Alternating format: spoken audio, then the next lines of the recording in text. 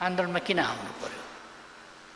अहिले सबै कुराहरू सुन्ने, जायज र सम्भव कुराहरू पुरा गरिदिने सरकार छ। तपाईहरू 2-3 जना बढीमा 5 जना आएर यो हाम्रो चाहिँ भनाइ छ, यो माग छ, यो कुरा परिस्थिति यस्तो छ, यो कुरा सम्भव छ, देशको अवस्थासँग यो मिल्दो छ, अवस्थाका विभिन्न पक्षसँग आर्थिक स्थितिसँग पनि मिल्दो छ, त्यसकारण यो सरकारले गरोस् भन्दा पुग्ने ठाउँमा अब त्यहाँ कहिले जादु देखाएको छ, कहिले कविता सुनाएको छ, कहिले गीत गाएको छ, कहिले नाचेको छ, किन गर्नु पर्यो? कहिले सडकमा सुतेको छ, किन गर्नु पर्यो? शौचालय कसैले बनाइदिएको छैन, त्यत्रो मान्छे आएर पानी कम खाएर आउनुहुन्छ, शौचालय जानु पर्ला भन्नु, डिहाइड्रेसन हुन्छ, सजिलो छैन। उहाँहरूले चर्का कुरा गरेर अब फर्किन गाह्रो छ, किन सरकारले नसक्ने कुरा त सक्दिन भनिहाल्छ, कि नसक्ने कुरा त के गर्ने? देशको ढिकुटीले बेहोर्न धान्न नसक्ने कुरा त हामीले भन्नुपर्ने हुन्छ, यो चाहिँ सकिँदैन भनेर। त्यसकारण यो हुने कुरा त हामी यसै गरिदिइहाल्छौँ। त्यसकारण तपाईँहरू आइरहनु पर्ने थिएन, आइहाल्नु भयो। अब फर्किने बाटो खोज्नुहोस्, मिलाउनुहोस्।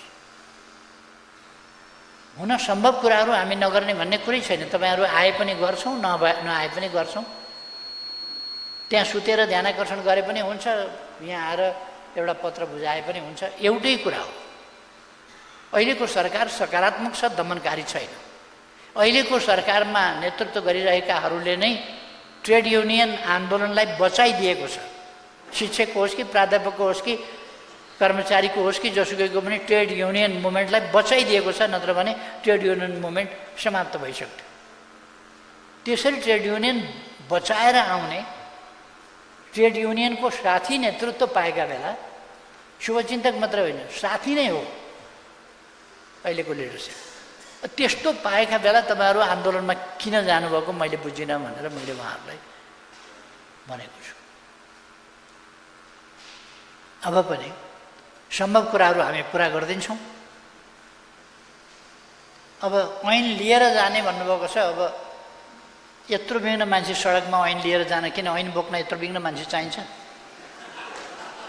ऐन त संसदमा छलफल हुँदैछ, उपसमितिमा छलफल भइरहेको छ, समितिमा आउँछ, त्यसपछि मूल हाउसमा आउँछ, त्यो संसदबाट पारित हुन्छ, ऐन त आउँछ नै।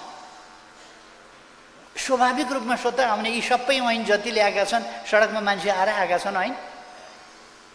यसै आउने ऐनका लागि हामीले ऐन ल्यायौँ भन्ने पार्नका लागि यत्रो दुःख किन गर्नु पर्यो? तपाईँहरूले ल्याएको ऐन, तपाईँहरू हुनुहुन्छ र त ऐन बन्यो नि। तपाईँहरू नभए ऐन कसरी भन्छ? तपाईँहरूकै लागि बनाउने हो ऐन। तसर्थ यो हामीले ऐन ल्यायौँ भन्नका लागि यत्रो दुःख गर्नु पर्दैन। म अहिले पनि उहाँहरूलाई आग्रह गर्न चाहन्छु,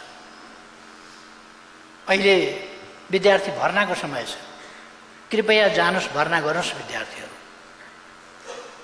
एकपल्ट मैले उहाँहरूलाई भनेको थिएँ, तपाईँहरू गम्भीर हुनुपर्छ। एसईईमा 52% विद्यार्थी फेल हुने भनेको त उनीहरूको त कलिलैमा उनीहरूको भविष्यमाथि तरबार चलाइयो जस्तो। यो कलिलो उमेरमै भविष्य नै समाप्त पारिदिने गरी एसईईमा अब एसईईको औचित्य पनि देखिरहेका छैन। खुरुखुरु अरू कक्षा जस्तै त्यो एसएलसी त भएन, स्कुल लिभिङ सर्टिफिकेट भएन, उच्च शिक्षामा +2 भइसकेपछि त त्यसको त एसएलसीको सिद्धियो भने फेरि एसईई भनेर किन राखे? त्यसको पनि आवश्यकता देखिँदैन। यसतर्फ पनि सरकारले विचार गर्छ। कक्षाले नै परीक्षा सञ्चालन गरे पुगिहाल्यो। अनावश्यक केन्द्र भनेको छ, के भनेको छ, अतिरिक्त खर्च भनेको छ, अनेक समस्याहरू झेलेको छ। त्यो सबै एसईईका लागि